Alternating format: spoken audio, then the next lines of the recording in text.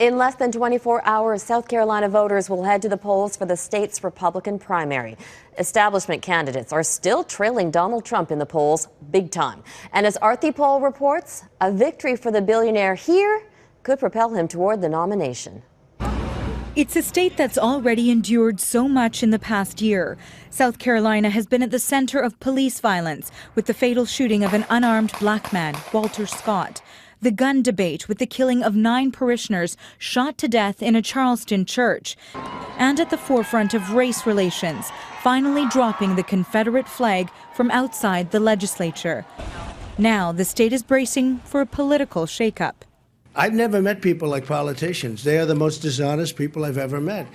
Against all odds, Donald Trump is positioned for a victory in South Carolina. I thought years ago or a year ago it was a joke when he put in his hat to run, and now I'm on the fence about him and he might get my vote. So it's a phenomenon that's left pundits scratching their heads. Even the state's demographic of evangelical voters seem to be flocking to the thrice married reality TV star. Traditionally, I would say a candidate like Cruz would be very appealing in South Carolina, but this time, Trump is leading in all of the polls, and traditionally he's not a candidate that South Carolina voters would support.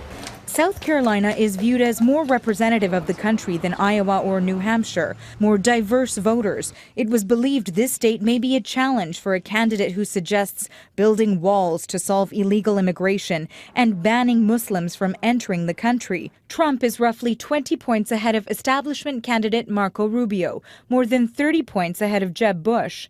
Perhaps to push him out of the bottom of the pack, Bush brought out the big guns, literally and figuratively, tweeting out this photo of an engraved firearm and bringing in his big brother. And in my experience, the strongest person usually isn't the loudest one in the room.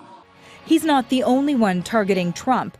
All candidates are focusing on dethroning the business mogul. Even President Obama weighed in. I continue to believe Mr. Trump will not be president.